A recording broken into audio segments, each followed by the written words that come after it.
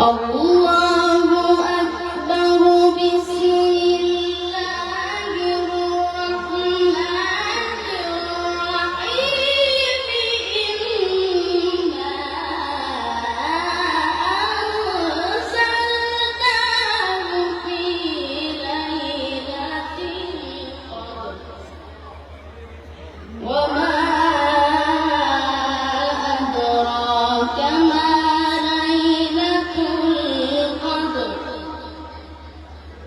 ليلة القدر خير من ألف شهر. ليلة القدر خير من ألف شهر.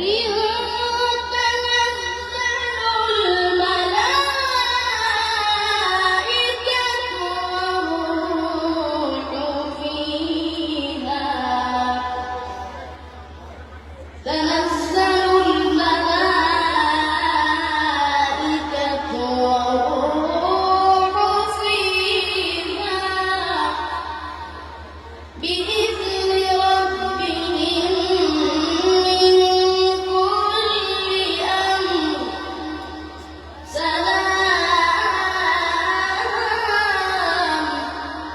سلام هي حتى مطلع الفجر. صدق الله العظيم.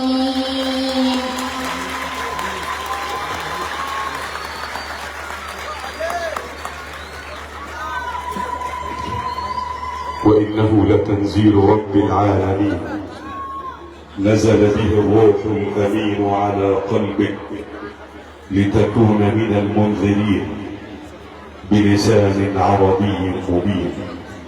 استمعتم إلى تلاوة قرآنية مباركة تلاها القارئ الشيخ محمد القنادي نجم دولة التلاوة، بارك الله في عمره، في هذه المسابقة التي تقام كل عام في عامها الرابع تحت رعاية شركة الأمير للمقاولات برعاية الحاج محمود أبو زيد. هنا الحاج محمود أبو زهر، هنا على أرض كفر مجر، هذه البلد الطيب أهلها، وبين حفظة كتاب الله التي جاء الجميع ليشارك في تكريمهم. وأقول لكل من حضر هذا الحفل: أنت لم تأتي لتشارك في تكريم حفظة كتاب الله فحسب، بل جئت لتكرم به. فصاحب القرآن اصطفاه الله من بين خلقه. قال ربنا تبارك وتعالى: ثم أورثنا الكتاب الذين اصطفينا من عبادنا. فصاحب القرآن مصطفى من قبل الله لأن يوضع القرآن الكريم في قلبه وصدره.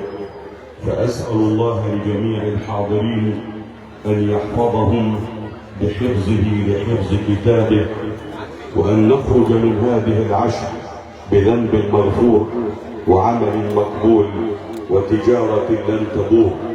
وأسأل الله أن يعيد علينا وعليكم رمضان أعواما عديدة وأزمنة مديدة بالخير واليمن والبركات، وأن يسدد الله خطى القائمين على مصر، وأن يحفظ مصر بحفظه، وأن يرزقنا الله وإياكم صلاة في المسجد الأقصى قبل الممات.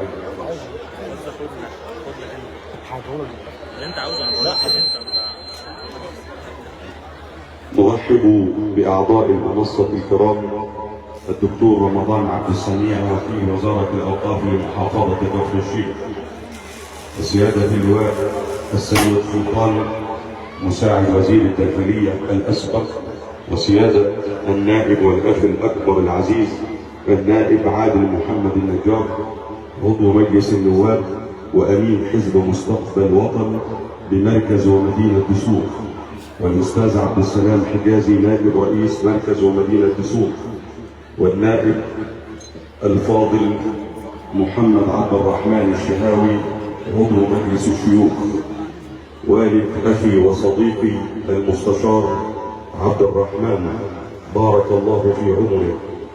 ونرحب بكل من جاء وحضر: سيادة النائب محمد السعيد عبيدي، والنائبة شيرين إبراهيم حسنين عضو مجلس النواب، والأستاذ أسامة زيد مدير إدارة الشباب والرياضة بسوق، والشيخ الدكتور ياسر الصرفي مدير إدارة أوقاف بسوق، والمحاسب محمود البيسي أمين تنظيم حزب مستقبل أمانة بسوق. ونرحب بجميع الحاضرين. الآن مع كلمة